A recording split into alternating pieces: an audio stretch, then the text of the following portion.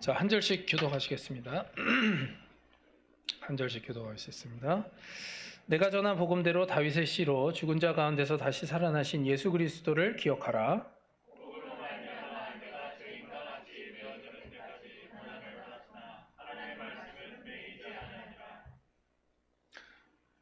그러므로 내가 택함 받은 자들을 위하여 모든 것을 참음은 그들도 그리스도 예수 안에 있는 구원을 영원한 영광과 함께 받게 하려 함이라.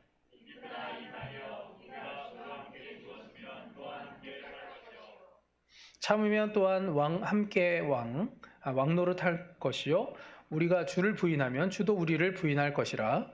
우리는 미쁨이 없을지라도 주는 항상 미쁘시니 자기를 부인하실 수 없으시리라. 아멘. 아멘. 부활의 복음이라는 제목으로 함께 말씀의 은혜를 나누도록 하겠습니다. 우리 옆 사람하고 좀 인사하겠습니다. 한 주일 동안 평안하셨습니까?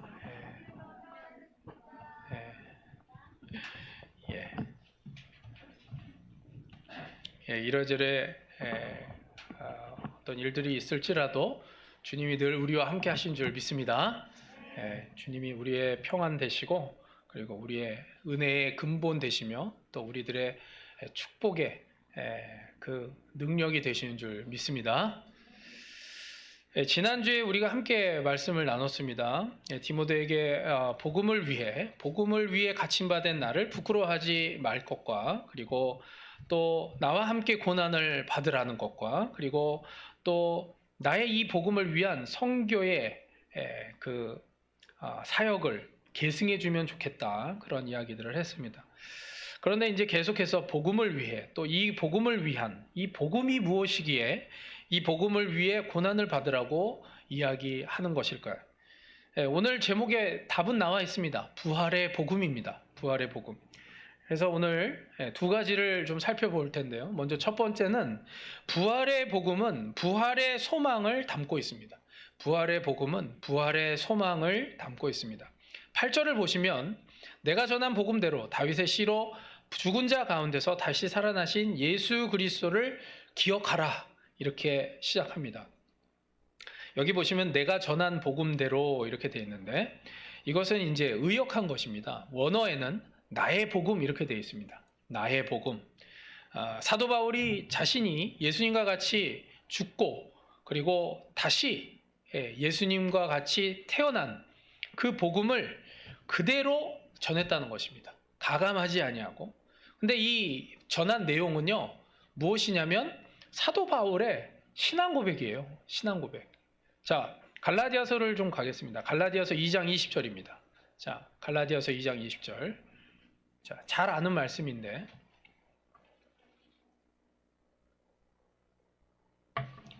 갈라디아서 2장 20절 말씀 잘 아는 말씀이지만 함께 읽겠습니다. 시작.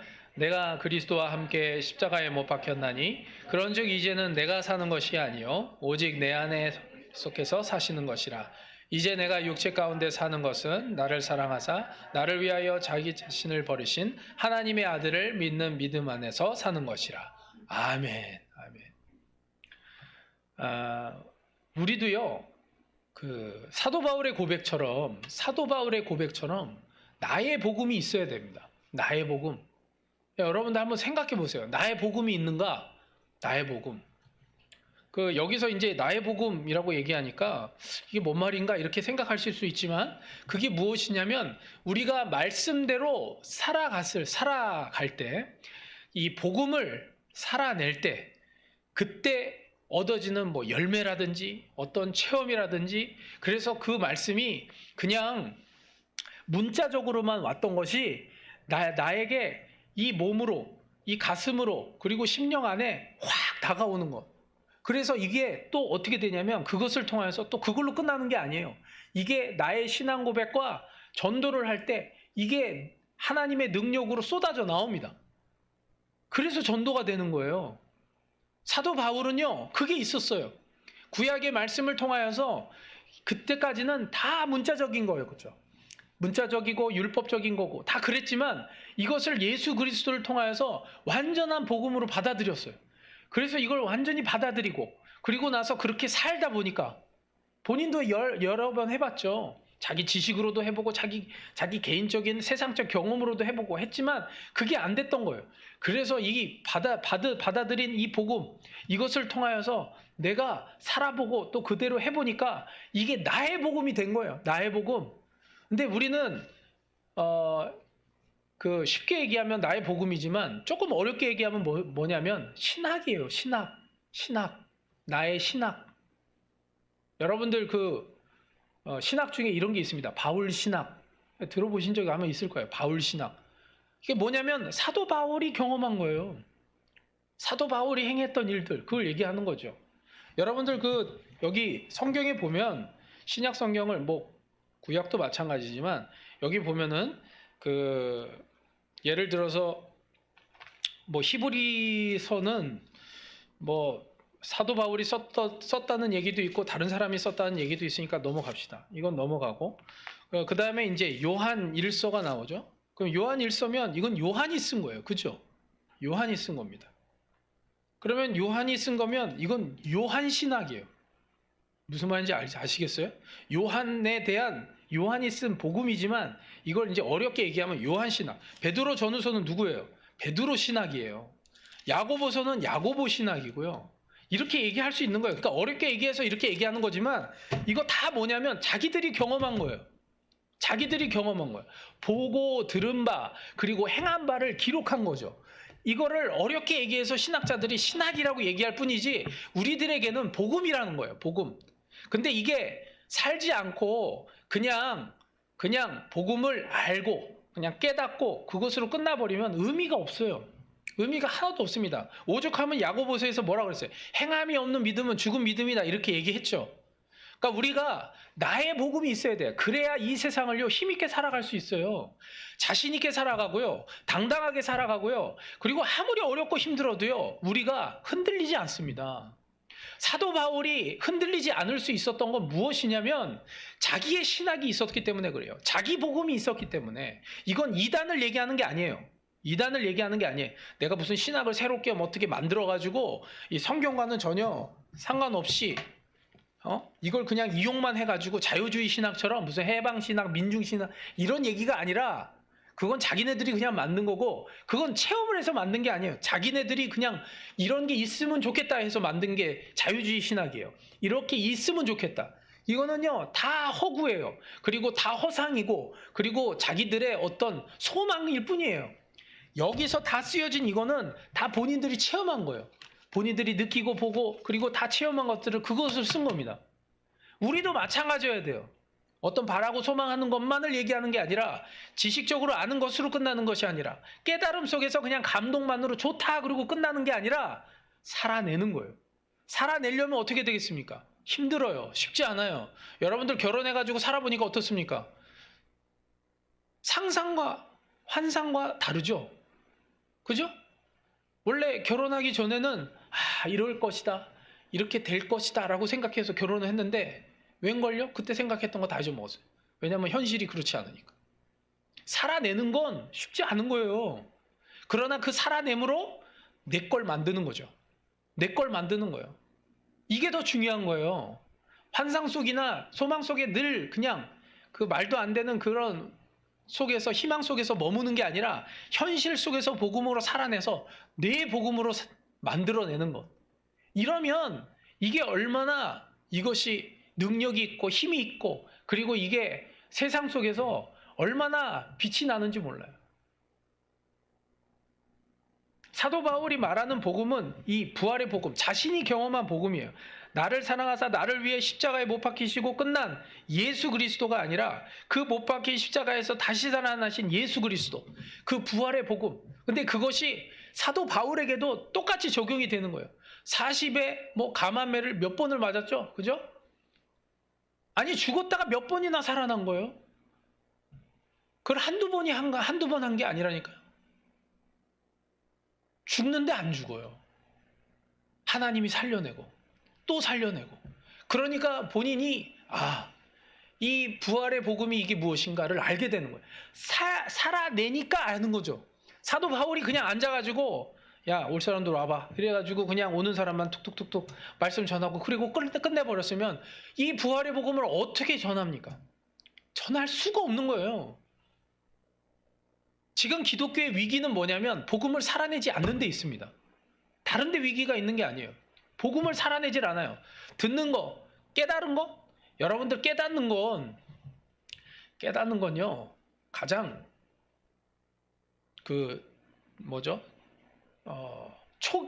초짜들이에요. 초짜들. 깨닫는 걸로 끝나는 것.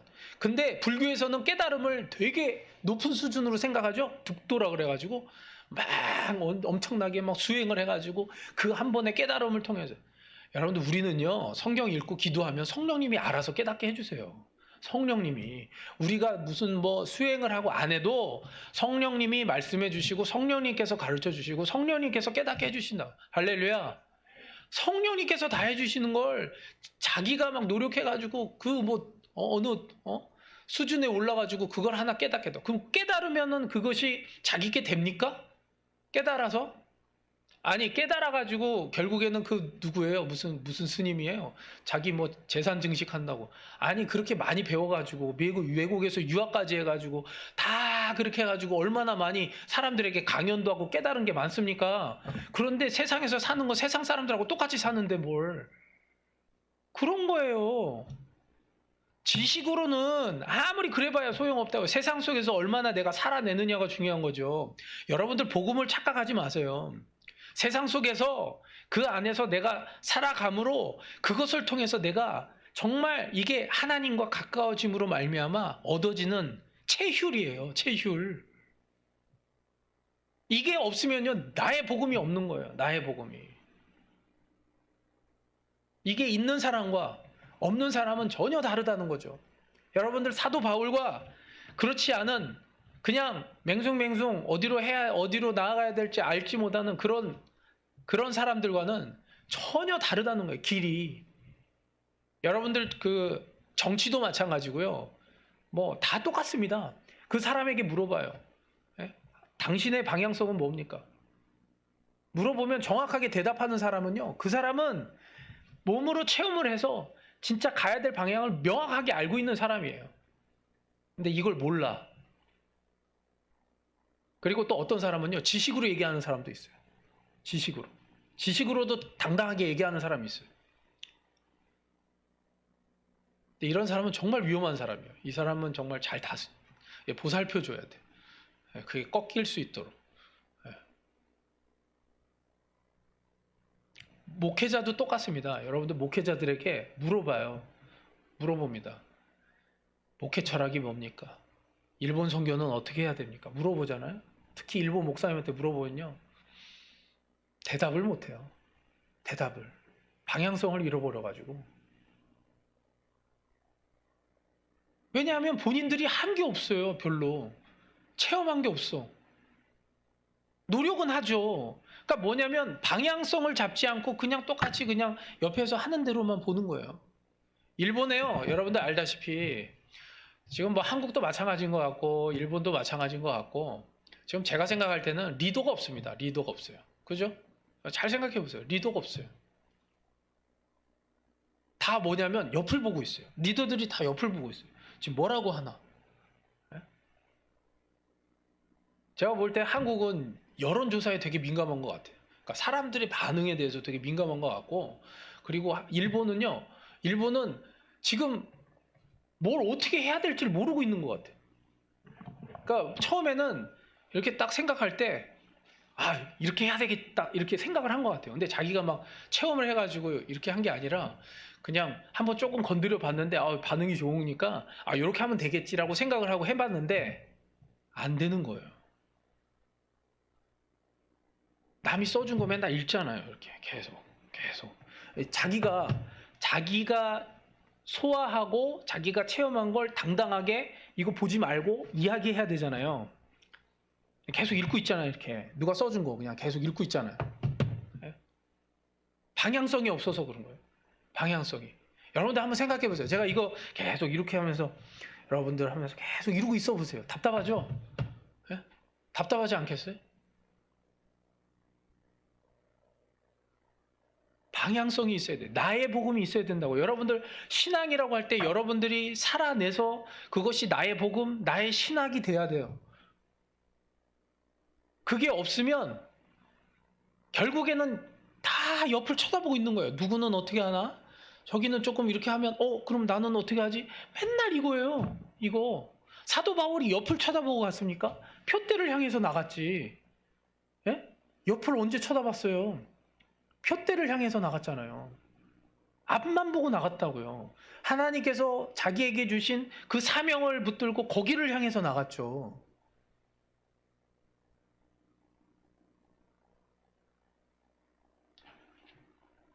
사도 바울이 이야기하고 있는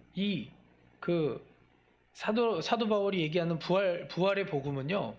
지금 왜 이게 나왔냐면, 이 이야기가 왜 나왔냐면, 디모데후서는 지금 뭐죠? 지금 감금당해 있는 상황이에요.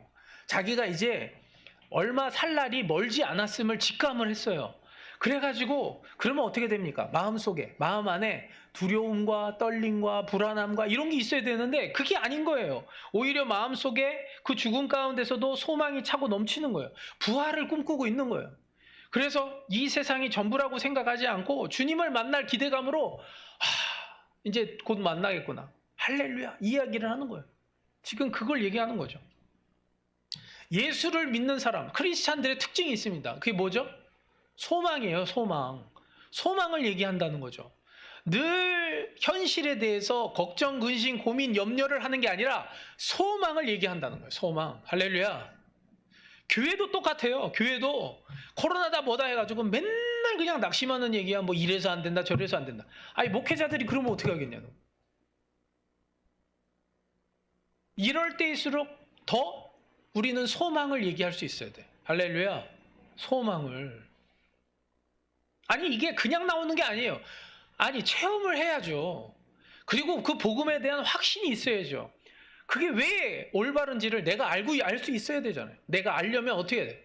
복음을 살아내야 아는 거죠.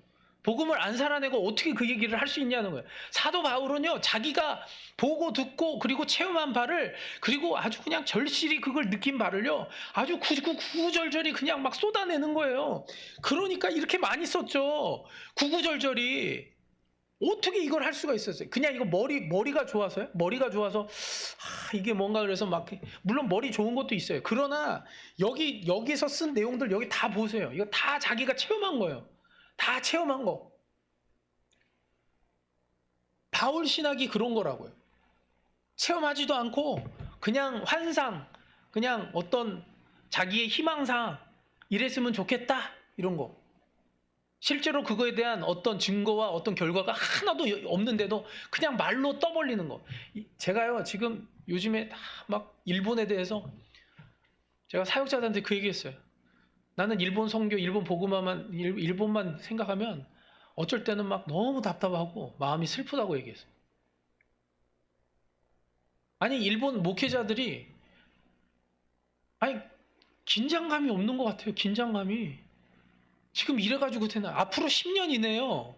8,000개 교회에서 지금 6,000개, 4,000개로 진짜 쪽박 찰 수 있는 지금 그렇게 될 상황들이 지금 닥치고 있는데도, 아니, 신문에 나오고, 그리고 저기 무슨 교회들마다 보고서에 다 그런 게 나오고 있는데도 지금 그러고 있으니 지금 이게 뭐냐는 거예요. 그래, 너무 답답한 거예요. 그러면서도 다들 무슨 얘기하냐면, 물어보면 어렵대요. 아니, 그러니까 어려움을 어떻게 해결하냐는 거예요. 어떻게 이 문제를 해결하냐는 거예요. 어떻게 하면 좋겠냐는 거예요. 물어보면 모른대요. 그래서 일본 선교 어떻게 해야 됩니까? 소우데스네. 뭐 소우데 어떻게 하라는 거예요, 소우데스네. 예? 제가 우리 사역자들한테도 물어봐요. 어떻게 하냐고. 방향성이 없으면 대답을 못 한다니까요. 자기 복음이 없으면 대답을 못 해요. 어떻게 해야 될지 모르니까 그냥 입만 닫고 있는 거고, 그리고 머리 안에서 계속 생각만 하고 있는 거예요.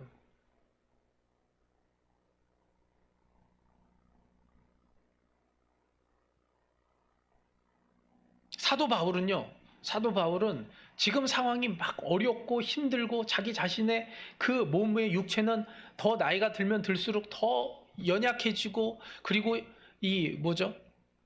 이제 쇠해지는 그런 것들을 보면서 절망이다.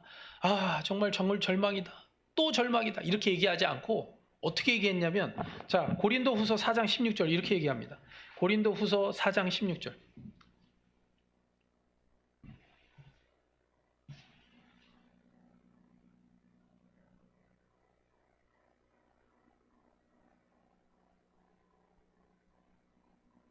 고린도후서 4장 16절 함께 읽겠습니다. 시작. 그러므로 우리가 낙심하지 아니하노니 우리의 겉사람은 낡아지나 우리의 속사람은 날로 새로워지도다. 아멘. 아멘. 자, 뭐라고 되어 있어요? 겉사람은 낡아지나 우리의 속사람은 날로 새로워진다. 이 무슨 말이에요? 속사람이 새로워진 게 뭔 말이에요? 성화 얘기하는 거예요. 성화되어 간다고요. 이 세상 속에서 우리는 뭐예요? 예지, 예정, 소명, 칭의, 영화 이렇게 돼 있죠. 그 영화 가기 전에 성화가 있죠. 성화. 그 중간에 우리가 지금의 과정이 뭐예요? 우린 성화되어 가는 거예요. 근데 이 성화는요, 절대로 고난을 빼고는 이야기할 수 없어요. 고난을 통해서 우린 성화됩니다. 고난을 통해서. 왜냐하면 인간은요, 죄성이 있기 때문에 고난 없이 성화가 절대 될 수 없어요. 절대 될 수 없습니다. 욥조차도 욥기서에 욥 있죠. 욥도요. 그렇게 신앙이 좋다 그랬지만 자기 의를 갖고서 하나님을 섬겼던 사람이에요. 자기 의를. 근데 그 의를 하나님은 인정해 주셨어요. 왜냐하면 자기 노력으로. 왜냐하면 그때 당시에 그 욥처럼 욥만큼 한 사람이 없었기 때문에. 그래서 하나님께서 인정해 주셨어요. 그러나 나중에 병이 들고 뭐 다 잃고 아내도 도망가고 병이 들고 그러니까 어떻게 됩니까? 이제 하나님의 의를 바라지 않으면 않게 됐어요. 그래서 이제 마지막에 그걸 깨닫는 거죠. 그리고서 하나님의 의를 받아들입니다. 그리고 하나님께서 모든 걸 회복시켜 주세요. 그게 영화예요. 그게 영화. 우리의 인생도 마찬가지예요. 욥기서를 볼 때 우리가 알아야 돼요. 이 세상 처음에는요. 예수님 믿고 그럴 때는 처음에는 다 막 할렐루야 그러면서 막 좋죠. 그러나 살아보니 어때요? 이건 뭐 호락호락 하지 않아요. 뭐 가정도 그리고 또 교회 그리고 세상 속에서 믿음을 가지고 이 복음을 가지고 살아내려니 이게 호락호락하지 않다 이거예요. 그러니 힘들죠. 그러나 그 가운데서 하나님은 어떻게 해요? 살아내게끔 하시는 거예요. 우리를 살아내게끔. 여러분들 요셉도 마찬가지고 뭐 다윗도 마찬가지고 살아내게 하셔서 그렇게 해서 하나님께서 키워가시는 거예요. 성화시켜 나가는 거죠. 우리도 마찬가지예요. 성화의 과정이 필요한 거예요. 성화의 과정. 그 과정들을 통해서. 그래서 이 안이 날로 매일매일 새로워질 수 있도록 돼야 된다는 거예요. 여러분들 이 육체의 소망을 가지고 있는 사람들은요. 맨날 낙심하고 낭망할 수밖에 없어요.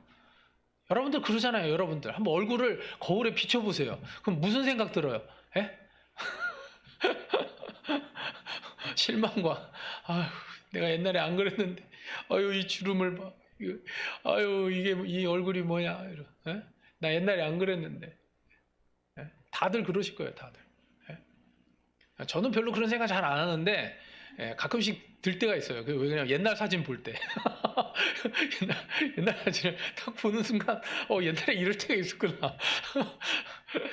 그때 잠깐 생각하는데 별로 그러진 않아요. 어차피 아니 언제까지 그렇게 안 늙으면 어떻게 돼요? 뭐 한국에 어떤 드라마 그런 거 있던 것 같은데 뭐 안 늙고 계속 무슨 귀신이야 뭐야 아이가 그죠? 몇천 년 살아가면서 계속 젊게 나오던데 뭐 그런 게 있더라고요. 그럼 좋은 게 아니죠. 이 세상에서 늙지도 않고 몇천 년 살아봐요. 그건 지옥이에요. 지옥이잖아, 그건. 그렇게 살고 싶으세요? 살고 싶으면 얘기하세요, 하나님께. 혹시 몰라. 살게 해주실지도 모르니까.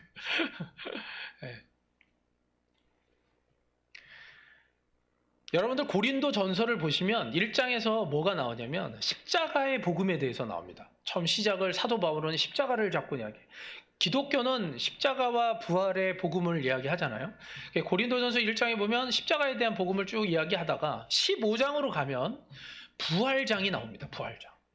부활의 복음에 대해서 얘기합니다. 그래서 거기 뭐냐면 하늘의 영광과 땅의 영광은 다르다. 뭐 이렇게 나오고, 또 해의 영광, 달의 영광, 별의 영광이 다르듯이 우리가 부활할 때는 전혀 다른 영광의 몸으로 변화가 일어난다, 이런 얘기를 합니다. 약한 것으로 신고 강한 것으로 다시 태어나고, 추한 것으로 신고 아름다운 것으로 태어나며, 썩은 것을 신고 썩지 않을 것으로 다시 태어나고, 욕된 것으로 신고 영광스러운 것으로 나타난다, 이렇게 됩니다. 제가 읽고 싶지만 너무 길어가지고 하여간 15장이 좀 길어요. 지금 다 읽지 못하니까 여러분들이 나중에 읽어보세요. 그래서 거기 보면 부활에 대한 이야기를 하는데, 우리가 나중에 부활 때가 되면 우리의 몸은 완전히 변한다. 완전히. 어떻게 변하는지 몰라요. 어떻게 변하는지 모릅니다. 부활의 몸은 완전히 다른 차원의 위대한 존재가 된다는 거예요. 육신의 몸을 입고 있지만 부활하신 예수님과 같이 공간, 시간을 초월할 수 있는 그러한 몸으로 변한다. 여러분들 아시죠? 예수님께서 부활하셨을 때 어떻게 됐어요? 아니, 방금까지 같이 계셨다가 없어지세요. 그런데 그분이 육체의 몸을 입고 계셨어요. 부활하셨어도. 그래서 예수님이 뭐라고 그랬어요? 만져보라 그랬죠, 자기. 여기 창자국이랑 이 손자국 만져보라 그랬잖아요.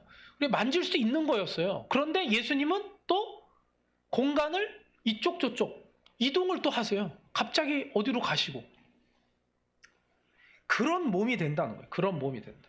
본질은 변하지 않지만 영의 몸, 영체로 변화되는 게 부활의 몸인 거예요. 할렐루야. 우리가 그렇게 된다는 거예요. 여러분들, 우리가 천국에 가서는 어떻게 변할지 모르겠어요. 저도 뭐 어떻게 될지 모르겠어요. 그러나 그렇게 된다는 거죠. 겉사람은요 쭈글쭈글해지지만 속사람은 세월이 갈수록 아름다워지고 하루하루에 강해지고 위대해져요. 끝없이 멋있어지는 거예요. 그러니 부활의 몸이 되면 아예 차원이 다른 아름다움과 강함과 놀라운 모습이 될 것을 기대하시길 바랍니다. 여러분들, 그러니까 다른 게 아니에요. 지금 현실의 모습을 가지고 판단하지 마세요.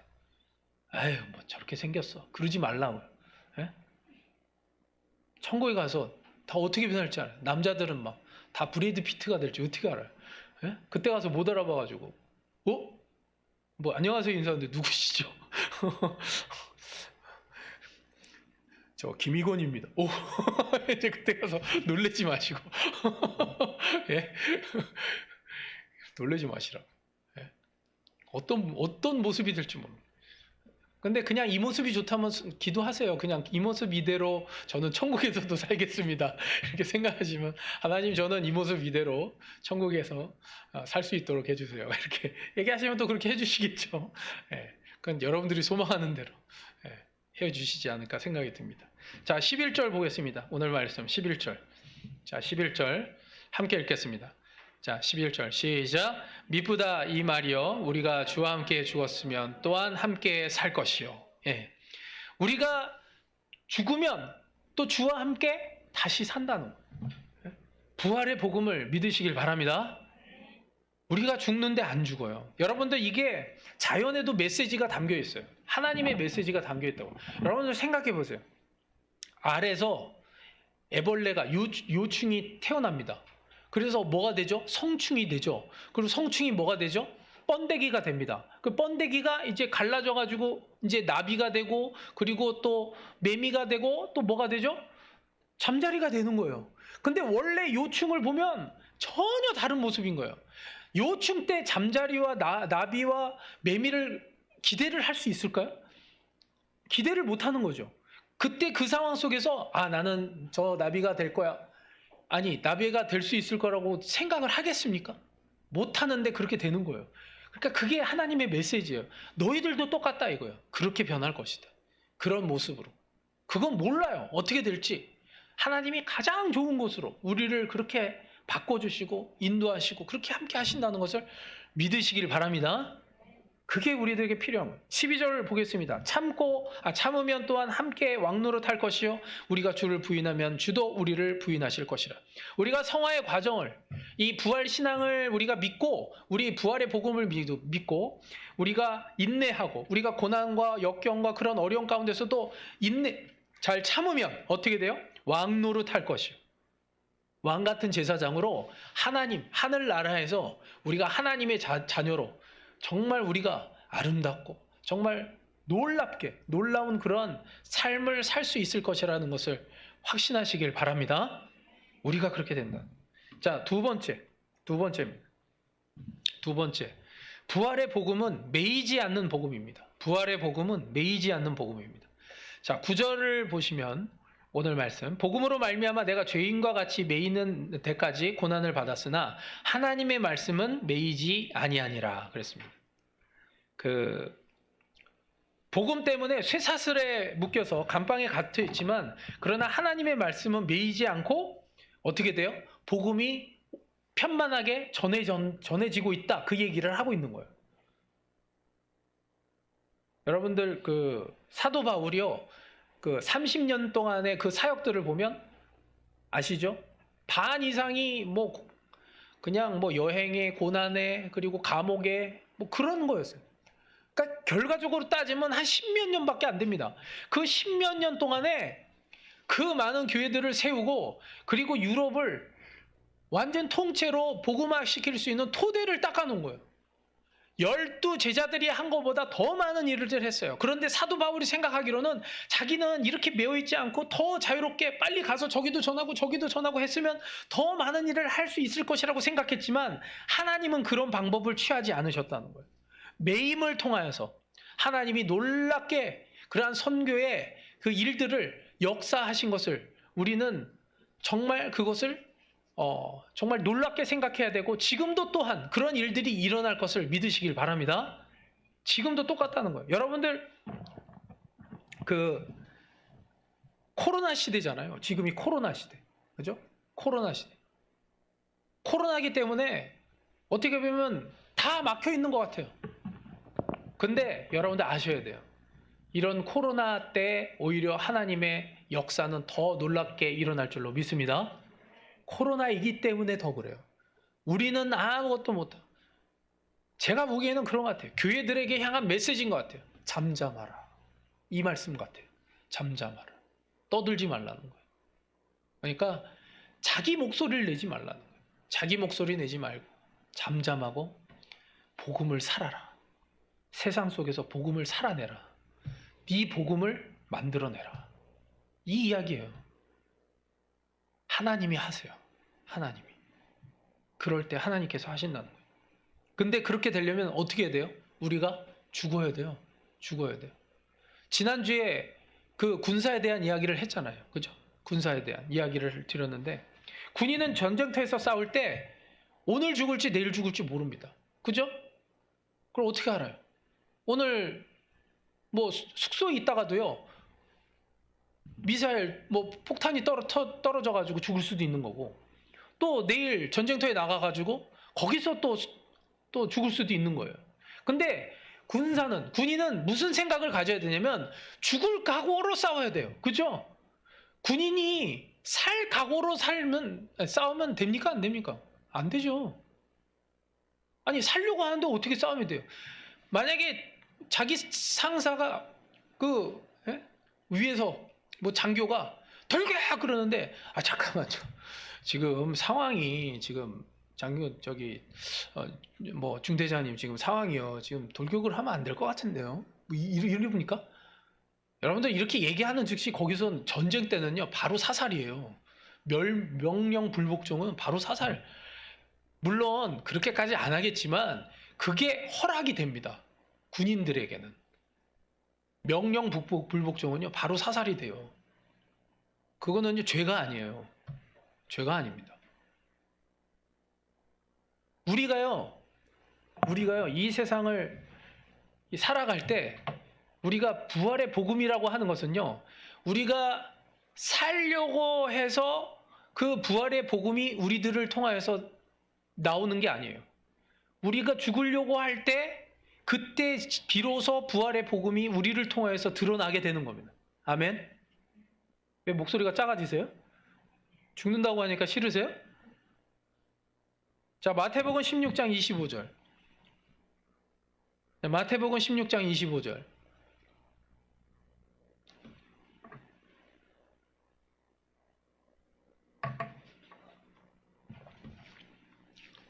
마태복음 16장 25절.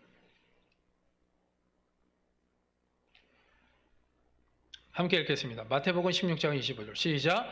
누구든지 제 목숨을 구원하고자 하면 잃을 것이요 누구든지 나를 위하여 제 목숨을 잃으면 찾으리라. 아멘.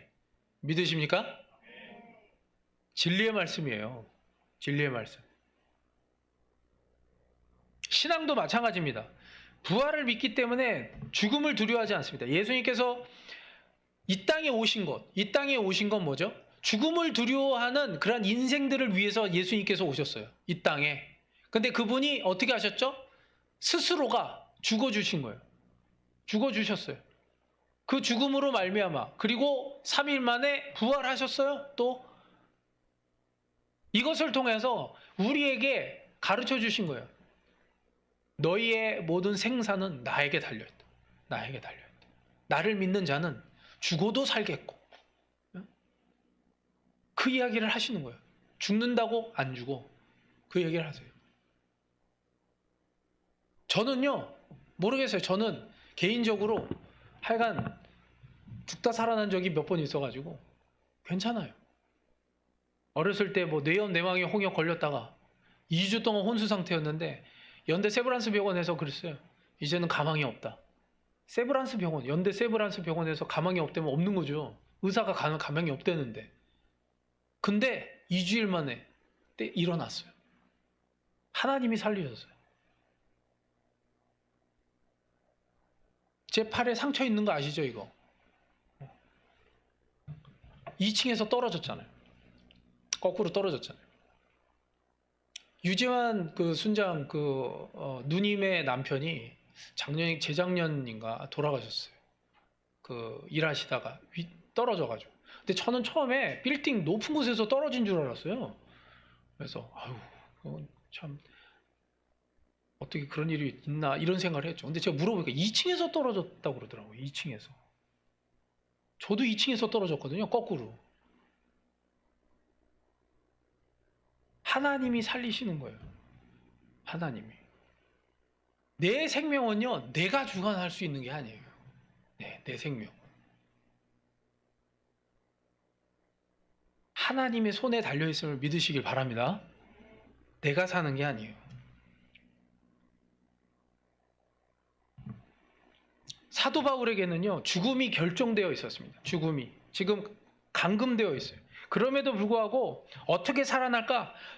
어떻게 이 지금 상황에서 벗어날 수 있을까? 이걸 생각한 게 아니라 부활에 대한 소망과 신실하신 하나님에 대한 약속만을 붙들었습니다. 약속만.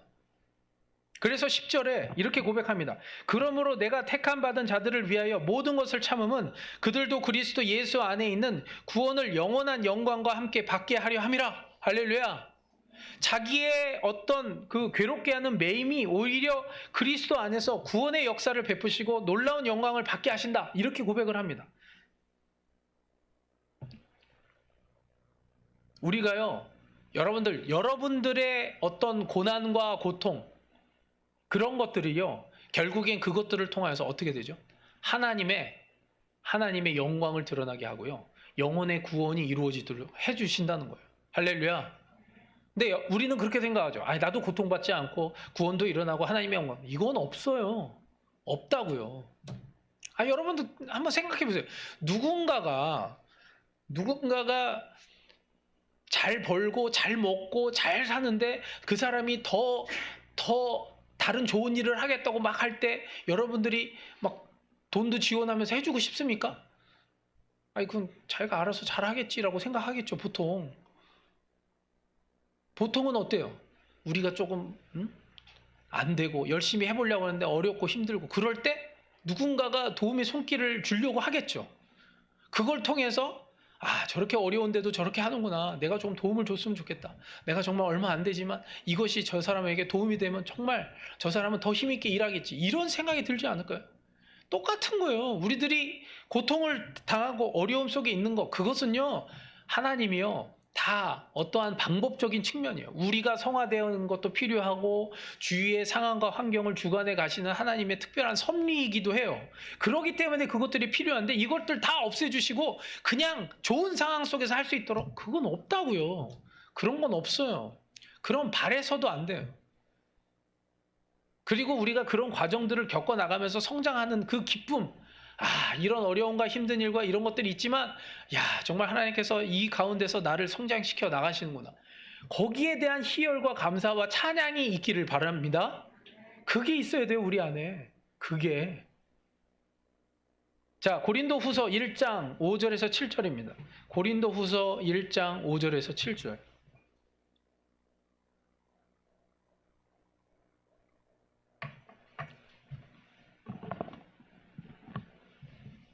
고린도후서 1장 5절에서 7절입니다.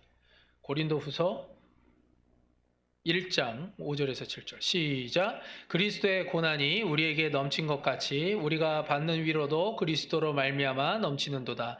우리가 환난 당하는 것도 너희가 위로와 구원을 받게 하려는 것이요 우리가 위로를 받는 것도 너희가 위로를 받게 하려는 것이니 이 위로가 너희 속에 역사하여 우리가 받는 것 같은 고난을 너희도 견디게 하느니라.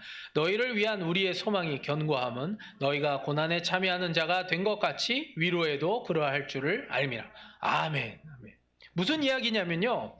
하나님은요. 고난을 감수하도록 위로를 주시지 고난이 없어지도록 위로해 주시지는 않는다는 거예요. 그걸 알아야 돼요. 그러니까 우리는 이렇게 생각해요. 하나님 이 고난을 없애 주시옵소서. 이 고통을 없애 주시옵소서. 이렇게 얘기하면 그건 안 되는 거예요. 오히려 우리는요. 이 고통과 이 고난 가운데서도 주님 함께해 주시옵소서 이렇게 해야 돼요. 요셉이 그 어려운 가운데서도요 노예 생활을 할 때 하나님이 뭐라고 그랬어요? 요셉과 함께 하셨으니 이렇게 얘기했어요. 요셉과 함께 하셨으니 하나님이 요셉을 노예에서 해방시켜 주셨어요. 이게 아니고 하나님이 요셉과 함께 하셨으니 그가 하는 모든 일들이 다 형통하였더라 이렇게 얘기했어요. 함께하는 게 더 중요하다는 거예요. 그러니까 절대로 그 상황을 모면하기 위한 기도를 하지 말라는 거예요. 모면하기 위한. 좀 빨리 이걸 또 없애주세요. 이거 힘들고 괴롭고. 우리 애들 보면 그러잖아요. 애들 뭐 그냥 막 호들갑을 떨죠. 뭐 조금만 아파도 그냥 막 아프다고 막 그러면 부모님 뭐라 가만히 있어 이러죠. 부모가 뭐라 그래. 조용히 안 해. 가만히 있어. 이걸 소독약을 발라야 될 거 아니야. 가만히 있어. 막 호들갑을 떨어요. 막 거기다가 또 여자애들은 피를 보면 더 놀래. 피가 이렇게 나오냐고 또 피가 나온다. 뭐 가만히 있다가 갑자기 피 보고 또 놀래가지고 막. 제가 여기 이렇게 조금 끓여가지고 닥쳤거든요. 저는 괜찮은데 갑자기 막 옆에 와가지고 아빠 피 뭐 이러면서 막 괜찮다고 막 옆에 아이고 참 호들갑.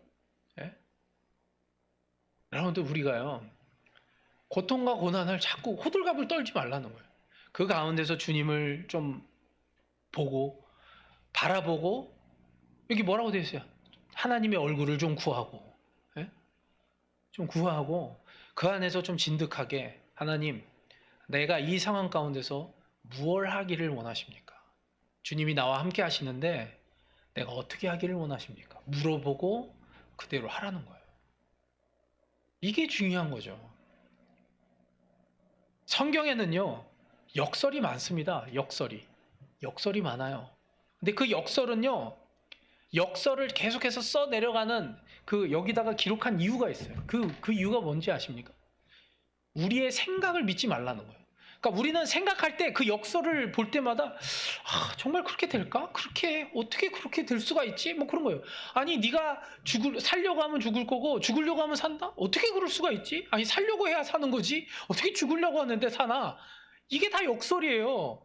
이 세상의 기준으로 보면 그게 다 역설이라고요. 그러나 그 역설을 통해서 우리에게 말씀하고 싶은 그 의도가 뭐냐면 네 생각을 믿지 말라는 거예요. 네 생각을 믿지 말라. 나의 이 진리의 말씀만을 붙들어라. 아멘. 이것만을 얘기하는 거예요. 자, 그래서 13절 마지막 이건 함께 읽겠습니다. 자, 13절입니다. 13절. 자, 함께 읽겠습니다. 13절 시작.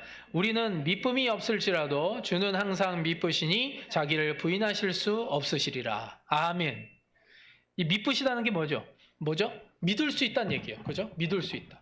그러니까 우리 자신은 믿을 수 없지만 우리는요 감정적이고 상황에 따라서 맨날 바뀌니까 우리는 믿지 못하지만 오직 신뢰할 수 있고 오직 믿을 수 있는 분은 누구냐? 하나님밖에 없다는 거예요.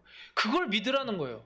성경에 보면 우리가 생각으로는 우리의 머리로는 이해도 안 되고 납득도 안 되고 어떻게 이게 합리적인 거냐고 생각할 수 있지만 그러나 그런 거 다 내려놓고 뭐예요? 믿으라는 거예요. 신뢰하라는 거예요. 하나님만. 아멘? 그것만요. 기도하겠습니다. 사랑이 많으신 하나님 아버지 은혜를 감사를 드립니다. 오늘 부활의 복음을 통하여서 우리에게 필요한 부활의 소망 그리고 우리의 매임조차 합력하여서 선을 이루시는 주님만을 신뢰하며 믿음으로 살아갈 수 있는 우리 모두가 될 수 있도록 주님 인도하여